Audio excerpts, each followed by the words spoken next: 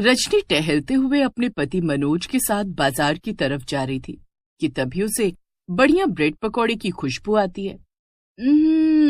ओह वाह वाह वाह वाह, क्या बढ़िया खुशबू है। लगता है कहीं गर्मा गर्म ब्रेड पकौड़े बन रहे हैं मेरे फेवरेट। अरे सुनो जी। हाँ बोलो भाग्यवान, खुशबू आ रही है तो क्या करूं मैं? अरे चलो देखते हैं ना खुशबू कहाँ से आ रही है। मुझे तो बड़ी तेज भूख लग गई। अरे यार, मुझे घर लौटकर ऑफिस का बहुत सारा काम भी करना है रजनी। तुम ये ब्रेड पकौड़े घर जाकर खुद से बना लेना ना। ओफो, 2 मिनट लगेगा लेकर खाने में। वहाँ घर में तो 1 घंटा बनाने में ही लग जाएगा और फिर खाने का पूरा मूड ही खत्म हो जाएगा। तो तुम्हें कोई और काम है भी कहाँ? यही कर लेना। क्या क्या कहा आपने? कुछ नहीं, चलो ये लो ब्रेड पकौड़े, मगर जल्दी करो। रजनी बड़ी खुश हो जाती है और वो खुशबू का पीछा करने लगती है। थोड़ी दूर चलते चलते दोनों जंगल के पास पहुंच जाते हैं। ये एरिया काफी सुनसान था और आसपास बिल्कुल भी लोग नजर नहीं आ रहे थे। अरे तुम कहाँ ले आए मुझे रजनी? यहाँ तो मुझे कोई ब्रेड पकौड़े बेचने वाली नजर नहीं आ रही। मगर खुशबू तो यहीं से आ रही है। रुको रुको, थोड़ा देखने दो। थोड़ा और आगे जाने के बाद रजनी को एक छोटी सी झोपड़ी दिखाई देती है। उसके बाहर एक बूढ़ी औरत बैठकर गरम गरम पकौड़े तल रही थी। लो, मिल गए ब्रेड पकौड़े, अब जाओ ले लो। अरे आप नहीं खाओगे क्या? ठीक है, मुझे क्या। रजनी उस बूढ़ी औरत के पास जाती है और उसे देखकर कहती है, ओ चाची, जरा मेरे लिए गर्मा गर्म 1 प्लेट ब्रेड पकौड़ा निकालना। हाँ हाँ जरूर, क्यों नहीं, ये लो बिटिया। रजनी के मुंह में पानी आ गया। झोपड़ी छोटी सी थी, आसपास बिल्कुल सन्नाटा था। रजनी ने इधर उधर देखा। चाची, आप यहाँ अकेले बैठकर बेचती हो? कोई और दुकान तो है नहीं आसपास? रजनी की बात सुनकर वो बूढ़ी औरत मुस्कुराई और उससे बोली, हाँ बिटिया, मैं तो यहीं रहती हूँ। जो भी खुशबू के पीछे पीछे आ जाए उसे गरम गरम पकौड़े खिला देती हूँ। मनोज दूर खड़ा बेचैन सा इधर उधर देख रहा था। रजनी जल्दी करो, मुझे जगह कुछ ठीक नहीं लग रही। अरे बस 2 मिनट, आप भी ना हर बात में डर जाते हो। इतने में एक तेज ठंडी हवा चली। पेड़ के पत्ते सरसराने लगे। रजनी को थोड़ी अजीब सी फीलिंग हुई, लेकिन पकौड़ों की खुशबू इतनी अच्छी थी कि उसने उस बात पर ध्यान नहीं दिया। बूढ़ी औरत ने प्लेट में 2 गरम ब्रेड पकौड़े रखे और रजनी की तरफ बढ़ा दिए। लो बिटिया, गर्मा गर्म चटनी लगाकर खाना, स्वाद दोगुना हो जाएगा। बूढ़ी औरत एक प्लेट में गरम गरम 2 ब्रेड पकौड़े रखती है। उसके ऊपर एक खास तरह का चाट मसाला डालती है जो एकदम लाल रंग का था, और फिर साथ में हरी चटनी डालकर रजनी की तरफ बढ़ा देती है। ओहो, क्या खुशबू है। और ये लाल रंग का कैसा मसाला है चाची? अरे बिटिया, खास मसाला है, मैंने खुद बनाया है। रजनी ब्रेड पकौड़े को खाती है तो उसे उसका स्वाद भी बड़ा अच्छा लगता है। रजनी को खाते हुए देखकर वो औरत हंसते हुए कहती है, हाँ, पहले लोगों को मारो और फिर उनका खून धूप में सुखाकर लाल मिर्च पाउडर के साथ मिक्स कर लो। बड़ा अच्छा स्वाद आता है फिर। उस बूढ़ी औरत की ऐसी बात सुनकर तो रजनी 2 मिनट के लिए सुन्न हो जाती है। क्या? ये कैसा मजाक है भला? अरे अरे, रुक काहे गई बिटिया, खाओ खाओ, पूरा खाओ। रजनी को लगता है कि शायद वो औरत उससे मजाक कर रही होगी, मगर जैसे ही वो फिर से ब्रेड पकौड़ा खाने जाती है तो उसकी नजर उस बूढ़ी औरत के पैरों पर पड़ती है। वो उल्टे थे। अब तो रजनी के रोंगटे खड़े हो जाते हैं। वो धीमे से प्लेट नीचे रखती है और उल्टे पैर चलने लगती है। बस और नहीं खाना, मैं जा रही हूँ। रजनी जल्दी से मनोज के पास आती है। क्या हुआ, हो गया तुम्हारा खाना? चलें अब? हाँ हाँ जी, जल्दी चलो यहाँ से, मुझे यहाँ कुछ ठीक नहीं लग रहा, जल्दी चलो। रजनी मनोज को खींचते हुए ले जाने लगती है, लेकिन तभी अचानक से उनके सामने वही बूढ़ी औरत आ जाती है। अरे, तुम्हारा पति ब्रेड पकौड़े नहीं खाएगा क्या? लेकिन तभी वो औरत एक डरावनी चुड़ैल में बदल जाती है, जिसे देखकर मनोज और रजनी के होश उड़ जाते हैं।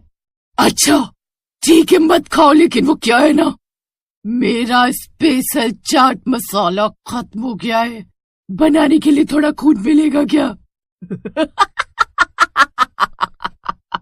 उस दिन मनोज और रजनी बचकर पूरे गांव में ये बात फैल जाती है कि कुजंगल के पास एक डरावनी ब्रेड पकौड़े बेचने वाली चुड़ैल बैठती है। इस बात से सभी लोग जंगल से दूर दूर रहने लगते हैं। एक दिन गांव में पीहू नाम की एक लड़की घूमने आती है। वाह वाह, खुला आसमान, ताजी हवा, मजा ही आ गया यहाँ आकर तो। असल में जब पीहू छोटी थी तो उसकी दादी यहीं रहती थी, मगर फिर दादी गुजर गई और पीहू अपने घर वालों के साथ शहर चली गई। कुछ समय बाद वो अपनी दादी के घर वापस आई थी। गांव में घूमने निकल जाती है। काफी कुछ बदल गया है, लेकिन काफी कुछ पहले जैसा भी है। तब पेड़ के नीचे थक कर बैठ जाते हैं। हाँ, बाप रे, मैं तो एकदम थक गई। बड़ी भूख लग रही है अब तो। अच्छा चलो फिर, माँ से कहकर अच्छा खाना बनवाता हूँ तुम्हारे लिए। अरे उसमें तो बड़ा टाइम लग जाएगा। वाह वाह, देखो कहीं से बढ़िया ब्रेड पकौड़े की खुशबू आ रही है। चलो वही खाते हैं, थोड़ा पेट भी भर जाएगा और स्वाद भी मिल जाएगा। क्या कहा? ब्रेड पकौड़े? ना बाबा ना, सीधा घर चलो पीहू। देखो अंधेरा भी होने वाला है और हम जंगल के पास हैं, ये सुरक्षित नहीं। अरे यार, ये तुम क्या बकवास कर रहे हो? मैं तो जा रही हूँ ब्रेड पकौड़े खाने। तुम्हें खाना हो तो साथ में चलो, वरना मैं अकेले ही चली जाऊंगी। पीहू उठकर उस तरफ जाने लगती है जहां से खाने की खुशबू आ रही थी। बिरजू नहीं चाहता था कि पीहू अकेले जाए, इसलिए वो उसके पीछे चल देती है। मेरी बात मानो पीहू, हमारे गांव में एक ब्रेड पकौड़े बेचने वाली चुड़ैल घुस आई है। सब कहते हैं कि वो ब्रेड पकौड़े में इंसान के खून वाला मसाला डालती है। हमें यहाँ खतरा हो सकता है। चलो घर लौट चलो। इतनी बचकानी बात तो मैंने पिछले 20 सालों में नहीं सुनी। अब चलो मेरे साथ चुपचाप। पीहू जबरदस्ती बिरजू को लेकर आगे चली जाती है। थोड़ा चलने के बाद उसे वही झोपड़ी दिखती है जिसके बाहर वो बुढ़िया गरम गरम ब्रेड पकौड़े तल रही थी। ओ आंटी, जरा 2 प्लेट ब्रेड पकौड़े तो देना। क्या 2 प्लेट? नहीं नहीं, मैं नहीं खाऊंगा पीहू, तुम ही खाओ। हे भगवान, अच्छा ठीक है आंटी, 1 प्लेट ही दे दो। ये तो नहीं खाएगा, इसको लगता है आप चुड़ैल हो। तो भला तुम इसमें उसका मजाक काहे उड़ा रही हो? सच ही तो कह रहा है बेचारा। हैं? क्या कहा? ये लो अपना ब्रेड पकौड़ा, गरम गरम चटपटा। नहीं नहीं, बाद में खाऊंगी। पहले बताओ आपकी बात का क्या मतलब है? उसने सच कहा मतलब? सच कहा यानी सच कहा। मैं तो सचमुच ब्रेड पकौड़े बेचने वाली चुड़ैल हूँ। इतना कहकर वो बुढ़िया चुड़ैल में बदल जाती है। उसे देखकर बिरजू तो थर थर कांपने लगता है। बिरजू पीहू को पकड़कर भागने की कोशिश करता है, मगर पीहू तो जैसे अपनी जगह जाम हो गई थी। वो हिल ही नहीं रही थी। अच्छा, तो तुम ही हो वो चुड़ैल? पीहू का ऐसा सवाल सुनकर चुड़ैल और बिरजू दोनों ही चौंक जाते हैं। नहीं, रुक जाओ, मेरे पास भी तुम्हारे लिए कुछ है चुड़ैल। क्या मतलब? मेरे पास एक ऐसा मसाला है जो तुम्हारे खून वाले मसाले से भी ज्यादा बेहतर है। नहीं, ऐसा नहीं हो सकता। मेरा मसाला बेस्ट है, चाहे तो खाकर देख लो।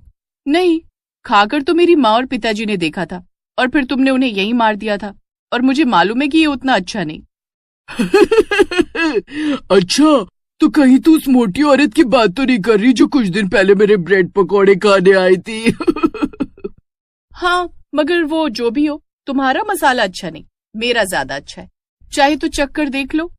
ठीक है, फिर लाओ चक्कर देखती हूँ। चुड़ैल पीहू के हाथ से मसाला ले लेती है और नए नए ब्रेड पकौड़े तलकर एक प्लेट में निकालती है। फिर ऊपर से पीहू का दिया पीले रंग का मसाला उन पर डाल लेती है। अभी खाकर देखती हूँ। चुड़ैल जैसे ही उसे खाती है। नहीं, ये उतना भी कुछ खास नहीं है। अभी नहीं लग रहा, मगर कुछ देर रुको, फिर लगेगा। अचानक से वो चुड़ैल आग की लपटों के बीच जलने लगती है। बचाओ, ये क्या हो रहा है? ये आग कैसे लग गई? क्योंकि उस मसाले में मैंने माता रानी की भभूत मिलाई थी। अब तेरा खेल खत्म चुड़ैल की बच्ची। बिरजू और पीहू राख हो जाती है। ये सब क्या था पीहू? तो क्या तुम पहले से ये पूरी प्लानिंग करके यहाँ आई थी? हाँ, सही कहा।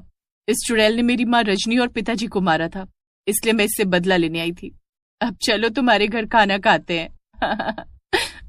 वाह पीहू, तुमने तो पूरे गांव को इस ब्रेड पकौड़े बेचने वाली चुड़ैल के कहर से बचा लिया। और फिर दोनों अपने घर चले जाते हैं।